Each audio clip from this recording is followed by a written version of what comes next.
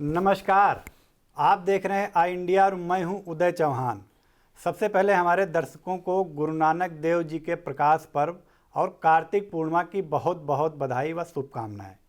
जैसा कि आज यानी 19 नवंबर 2021 की तारीख देश के इतिहास में दर्ज हो गई है, क्योंकि प्रधानमंत्री नरेंद्र मोदी ने जो पिछले एक साल से देश का एक बड़ा मुद्दा था, 3 नए कृषि कानून, जिसको लेकर किसान आंदोलित थे। लगातार पूरे देश में आंदोलन ये फैल चुका था, कई किसान शहीद भी हुए इस दौरान।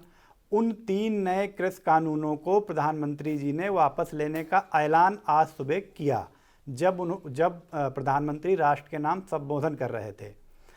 तो इस ऐलान पर प्रधानमंत्री के किसानों का क्या सोचना है, किसान प्रधानमंत्री के इस ऐलान को किस नज़रिए से देखते हैं, आने वाले भविष्य में इस निर्णय के का क्या असर सामने आएगा, कई ऐसे बिंदु हैं जिनको लेकर हम आज बात करेंगे। हमारे साथ स्टूडियो में मौजूद हैं किसान नेता पिंदर सिंह सिद्धू जी।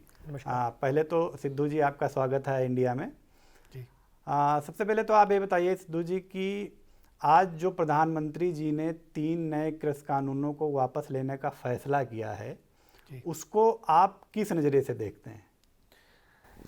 ये जो आज ऐतिहासिक फैसला आया है किसानों के लिए, इसमें किसानों की बहुत बड़ी जीत के नज़र से हम लोग देख रहे हैं कि जहाँ कहीं सरकार झुकने का नाम नहीं ले रही थी, एक साल से रोज़ कोई कार्यक्रम, कहीं कहीं धरना, कहीं ट्रैक्टर रैली, कहीं चक्का जाम, बहुत कुछ एक साल में कार्यक्रम किए गए। और वहीं आज बड़ा ऐलान था, 22 तारीख को महापंचायत आपके लखनऊ में है, और दूसरा उसके बाद 29 तारीख को संसद कूच थी सब किसानों की। तो हमें लगता है कि यह सब फैसला प्रधानमंत्री जी ने 5 राज्यों में हो रहे इस चुनाव का सर्वे कराने के बाद, जनता की आवाज़ को सुनने के बाद लिया है। क्योंकि अभी तक तो वो कह रहे थे कि कुछ राज्यों के किसान ही आंदोलित हैं। अब जब इन्होंने पूरे देश में सर्वे कराया है, वहाँ से सर्वे की जो रिपोर्ट आई, जहाँ तक कि हमारा मानना है, इनको लगा कि हम कोई भी राज्य नहीं जीत रहे हैं। और इतना बड़ा राज्य, सबसे बड़ा राज्य उत्तर प्रदेश, जहाँ से होकर लखनऊ, लखनऊ से दिल्ली का रास्ता जाता है, वहाँ अभी कुछ ही दिनों पहले रोड का एक उद्घाटन हुआ, हाईवे का उद्घाटन हुआ, जिसको आपने भी देखा होगा। वहाँ बहुत जगह से बसें गई, हमारे ज़िले सीतापुर से भी 45-46 बसें गई, जहाँ तक का हमें मानना, हमने देखा भी, यात्री भी परेशान रहे। पर उन बसों में कोई भी किसान नहीं था, कुछ लोग थे और बसें खाली थी। और प्रधानमंत्री जी की ने जब ये रैली देखी है, तो मुझे लगता है यहाँ से आहत होकर और किसानों की समस्याएं समझकर इन्होंने ये बिल वापसी का ऐलान किया है। लेकिन किसानों के लिए बहुत बड़ी जीत, अहंकार की हार हुई है, किसानों की जीत हुई है जी। बिल्कुल पिंदर जी, किसानों की ये बहुत बड़ी जीत है। देश के इतिहास में ऐसा पहली बार देखने को मिला कि इतने बड़े पैमाने पर, बृहद स्तर पर आंदोलन किसानों का उठकर खड़ा हुआ और लगातार 1 साल से ज़्यादा समय तक आंदोलन चलता रहा। किसान अपना घर, अपने खेत छोड़कर डटे रहे आंदोलन में, सरकार झुकने को तैयार नहीं थी। इस दौरान कई भाजपा नेताओं के बयान सामने आए। किसी ने किसानों को खालिस्तानी कहा, किसी ने उनको देशद्रोही कहा, किसी ने कुछ कहा। यूपी का चुनाव है अभी 3-4 महीने बाद ही। यूपी चुनाव से ठीक पहले प्रधानमंत्री जी का ये ऐलान 3 कृषि कानून वापस लेने का, क्या आपका मानना है कि क्या इसमें भी कहीं ना कहीं कोई सियासी फ़ायदा तलाश रही है भाजपा? बिल्कुल सियासी फ़ायदा तलाश रही है। और दूसरा, इनको सबसे ज़्यादा ये लगता था कि सिख कौम के सरदार और सिख कौम के भाई, हमें पंजाब से ये आंदोलन चला है तो वो हमें कतई वोट नहीं देंगे। इसलिए इन्होंने आज गुरु नानक देव जी के जयंती पर, प्रकाश पर्व पर, इन्होंने ये फैसला लिया कि हमारे सिख किसान भाई खुश हो जाएंगे। पर ये उनकी भूल होगी। जो तकलीफ़ हमें 1 साल में हुई है, हमारे करीब 800 किसान शहीद हो गए इसी आंदोलन में। अगर ये कानून किसान संगठनों से पूछ के, किसान अगवाकारों से सलाह लेके बनाए गए होते तो ये बढ़िया तरीके से लागू होते, तो कोई दिक्कत नहीं थी। आज किसान के जो बिल आप लाए थे, उनको वापस ले रहे हैं और अपनी वाहवाही लूटने के चक्कर में है। ऐसा नहीं होगा। जो किसान हमारे शहीद हुए हैं, अभी एमएसपी की गारंटी कानून बाकी है। आप जान रहे हैं कि धान इस समय मंडियों में बिक रहा है 1000, 1100, 1200, 1300। अगर इस पे गारंटी कानून का जामा पहनाया जाए एमएसपी को, तो आप मान लीजिए कि मंडियों में किसान को भटकना नहीं पड़ेगा। किसान की मंडी में सरकारी क्रय केंद्र पर उसी हिसाब से रेट में फसल बिकेगी, चाहे धान की हो, गेहूं की है, तिलहन हो, दलहन हो। तो एमएसपी गारंटी कानून और दूसरा यहीं पे खेती पराली वाला, ये जो पराली जलाने वाला कानून है, ये भी इनको साथ में सब कानून अब वापस करने होंगे। और हमारे किसान भाइयों पे जो मुकदमे लिखे गए हैं, इसी आंदोलन के चलते लिखे गए हैं, इन्हीं कृषि अध्यादेश के चलते लिखे गए हैं, वो सब मुकदमे वापस लेने होंगे। और जो किसान भाई हमारे शहीद हुए हैं, उन सबको मुआवजा देना होगा। और देश से माफ़ी तो, किसानों से माफ़ी तो प्रधानमंत्री जी ने मांग ली है। हम उनका धन्यवाद करते हैं कि उन्होंने इस मौके पर ये इतनी बड़ी घोषणा कर दी, इसलिए हम उनका धन्यवाद भी कर रहे हैं जी। अब बिल्कुल सिद्धू जी, कहीं ना कहीं प्रधानमंत्री जी ने एक ये जो निर्णय लिया है, अपनी तरफ से उन्होंने एक पहल कर दी है किसानों को खुश करने की, किसानों को साधने की।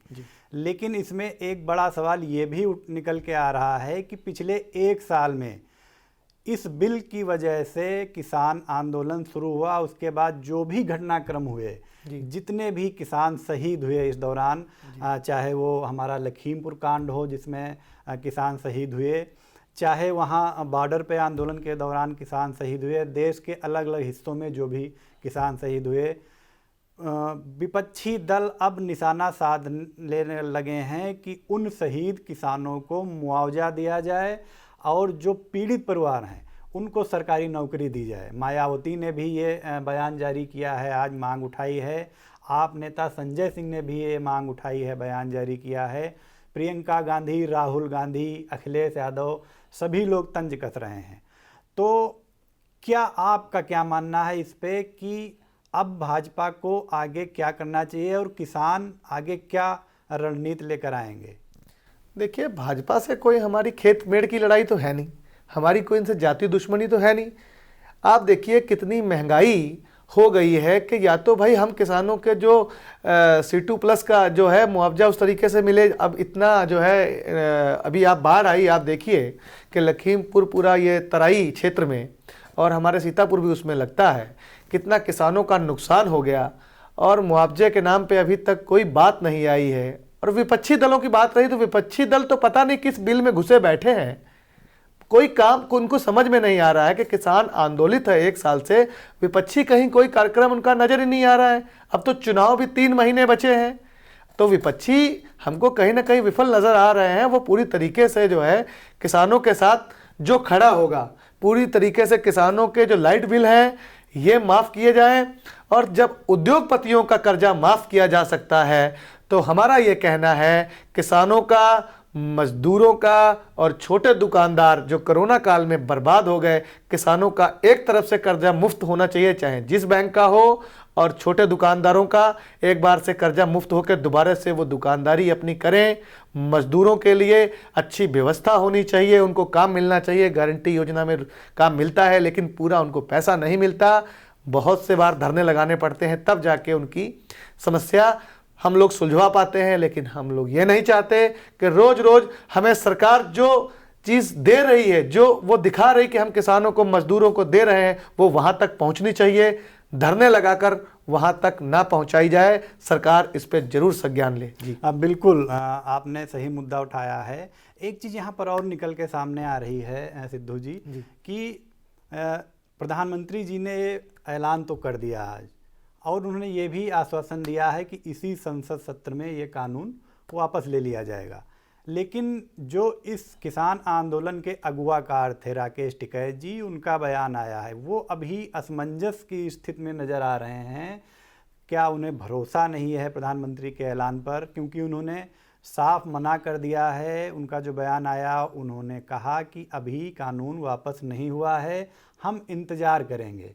इसके बाद उन्होंने ये भी कहा है कि कानून के अलावा किसानों की जो अन्य समस्याएं हैं उन पे भी सरकार को बात करनी पड़ेगी। जाहिर सी बात है, कानून के अलावा भी किसानों की कई समस्याएं हैं जो मुंह बाए खड़ी हैं।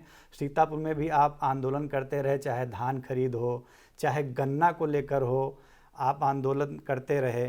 तो इसको लेकर के, चाहे एमएसपी का मामला हो, इसको लेकर के आप क्या समझते हैं कि किसान इनके प्रधानमंत्री के इस ऐलान से क्या खुश हो गया, अपनी वो सारी टीस भूल गया?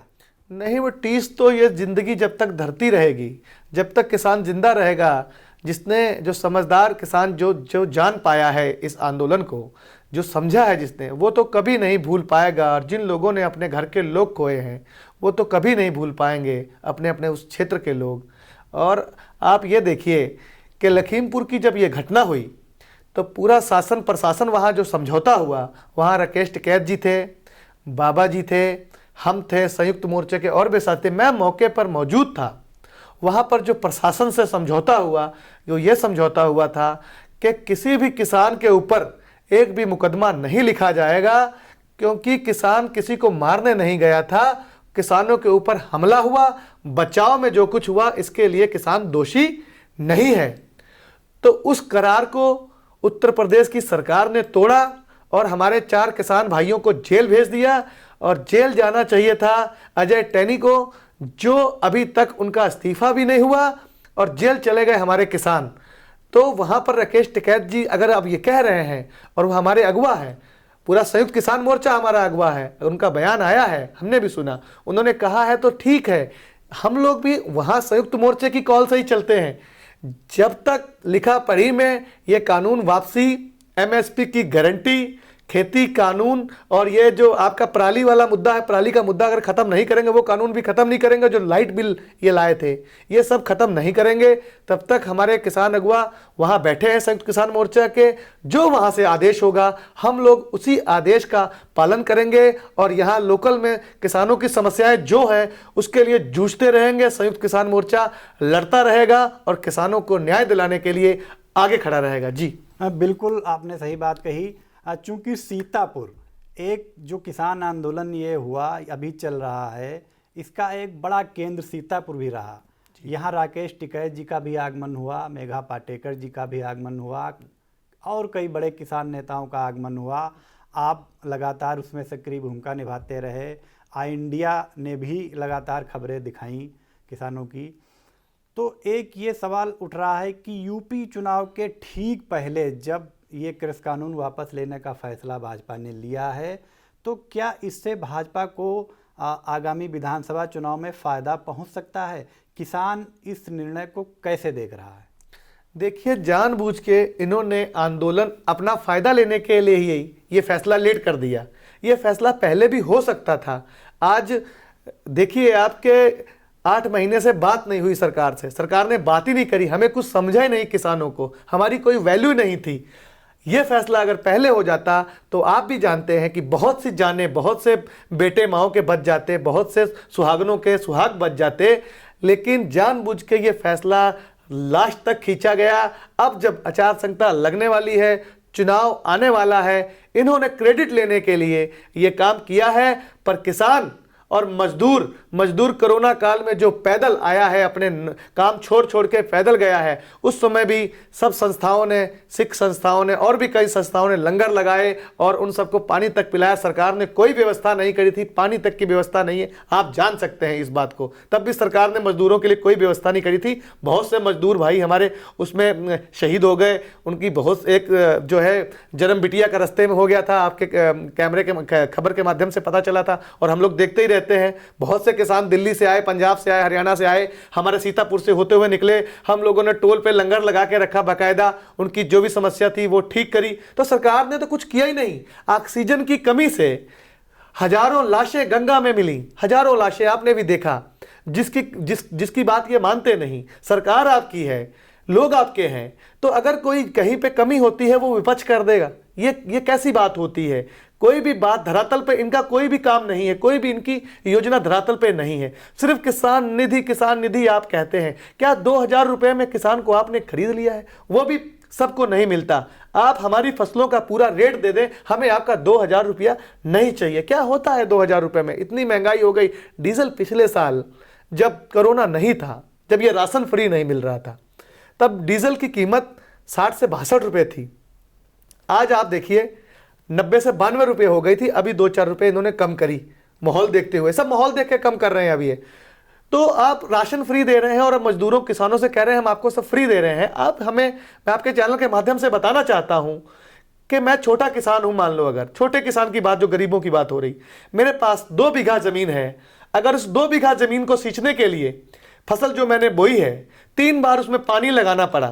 3 बार पानी लगाने में हर बार मैंने उस 2 बीघा जमीन को जब सींचा तो मेरा डीजल लगा 5 लीटर। 5 लीटर डीजल लगा, 15 लीटर डीजल मेरा 3 बार वो फसल में 1 महीने में लग गया। तो 15 लीटर डीजल पिछले साल जब कोरोना काल नहीं था, जब ये राशन फ्री की स्कीम आपकी नहीं थी, तब 60 रुपए के हिसाब से हमारा 900 रुपए का होता था। आज वो डीजल 90 रुपए के हिसाब से आप जोड़ लीजिए 900 और 450 कितने का होगा, 1350 का। तो हमारा 400-450 रुपया तो इन्होंने हमसे पहले ले लिया डीजल के माध्यम से, छोटे किसान से। 450 रुपये लेने के बाद आप 10 किलो हमें राशन देते हो, तो वो राशन हमको पड़ गया 45 रुपये किलो, और सरकार कह रही है कि ये फ्री हम दे रहे हैं। वही मजदूरों के लिए, कोई भी मजदूर, आज ऐसा नहीं है कि मोटरसाइकिल जिसके पास ना हो, और मोटरसाइकिल हर एक इंसान की जरूरत पड़ गई है। तो जो भी मजदूर मजदूरी करने जाता है, अगर महीने में 20 दिन भी उसने अपनी मोटरसाइकिल चलाई और 10 लीटर पेट्रोल फूंक दिया, तो पिछले साल उसको आप देखिए पेट्रोल मिल रहा था 70 रुपए में, अब मिल रहा है उसको 100 रुपए में। तो 10 लीटर पेट्रोल पे उस पर 300 रुपए कहीं ना कहीं ज्यादा ले लिए, सीधा हिसाब है, और सब बातें हम ज्यादा लंबी नहीं खींचेंगे। तो 300 रुपए हमसे आपने ज्यादा ले लिए डीजल पे ही, जबकि डीजल का रेट कम होना, पेट्रोल का रेट कम होना चाहिए था मजदूर से।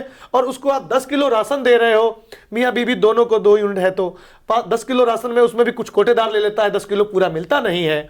और आप कह रहे हो हम फ्री दे रहे हैं, फ्री दे रहे हैं। तो हम आपके माध्यम से पूछना चाहते हैं ये कैसे फ्री है? 300 रुपया आपने गरीब से पेट्रोल में ले लिया और आपने 10 किलो राशन दिया जो 18 रुपए 15 रुपए किलो मिल रहा है बाजार में, और आप 30 रुपए किलो दे रहे हो और आप कह रहे हो फ्री हो। कोई भी योजना इनकी किसान मजदूर के लिए नहीं बनी, सारी योजना इनकी उद्योगपतियों के लिए बनी है। अगर कुछ धरातल पे काम हो तो उस काम के माध्यम से ये चुनाव में आए। ये सिर्फ राजनीति हिंदू मुसलमान सिख और हिंदू मंदिर मस्जिद छोड़ के कोई नई बात करें, उस पर बताएं कि इन्होंने 5 साल में क्या किया है। अपना रिपोर्ट कार्ड जनता में ले जाए। जी अब बिल्कुल सिद्धू जी, आपने जायज़ मुद्दा उठाया। चूँकि महंगाई इस समय जो लगातार बढ़ती जा रही है, उससे किसान ही नहीं हर वर्ग प्रभावित है। किसान की तो मानो कमर ही टूट गई है इस महंगाई की वजह से। चाहे वो डीजल महंगा हो, चाहे वो खाद बीज का मामला हो, चाहे वो मजदूरी महंगी हुई हो, किसान की उपज काल की लागत निकलना मुश्किल हो रही है।